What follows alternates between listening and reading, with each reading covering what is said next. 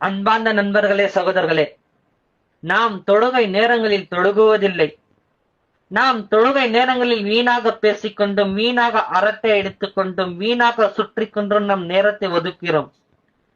சகோதரர்களே, அங்கு பாங்கு சத்தம் கேட்கிறது, இங்க டிவி கூட ஆஃப் பண்றது இல்ல. பாங்கு சத்தம் கேட்டு கூட இங்க மொபைல் கூட ஆஃப் பண்றது இல்ல. பாங்கு சத்தம் கேட்டு கூட இங்க கடை மூடுவதில்லை. பாங்கு சத்தம் கேட்டு கூட தொழுகைக்கு நேரம்படி செல்வதில்லை. சகோதரர்களே, கை இல்லாமல் இருக்கலாம், ஆனால் தொழுகையை விட முடியாது. கால் இல்லாமல் இருக்கலாம், தொழுகையை விட முடியாது. இரண்டு கையும் இரண்டு காலும் இல்லாமல் இருந்தாலும் தொழுகையை விடுவதற்கு அனுமதி கிடையாது.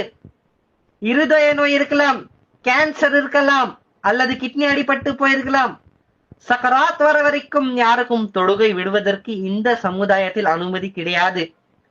சகோதரர்களை, எந்த சாக்கையும் தொழுகைக்கு யாரும் சொல்ல முடியாது. எந்த காரணத்தையும் அல்லாவிடம் தொழுகைக்கு யாரும் சொல்ல முடியாது.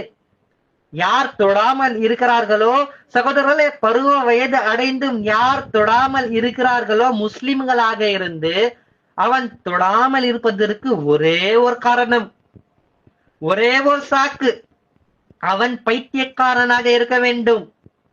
அவன் பைத்தியக்காரனாக இருக்க வேண்டும். பைத்தியக்காரனாக, புத்தி இல்லாதவனாக இருந்தால்தான் தொழுகை விடுவதற்கு அனுமதி இருக்கிறது.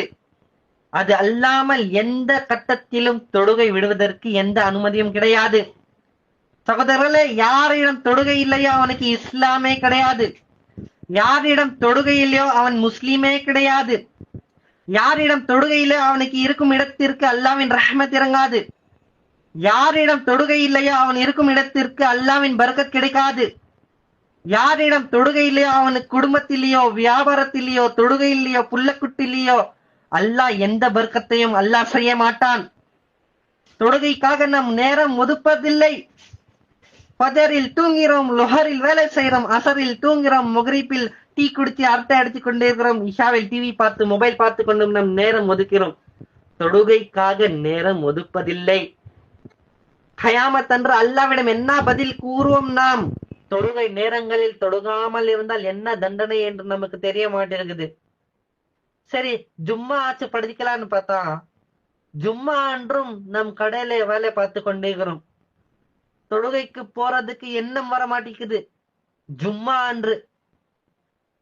ஆகையால் கயாமத் அன்று நம் என்ன அல்லாவிடம் எந்த முகத்தை காமிப்போம்?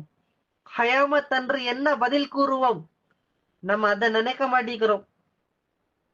நம்ம வேலையன்னு நம் பார்த்து கொண்டே இருக்கிறோம். ஆகையால்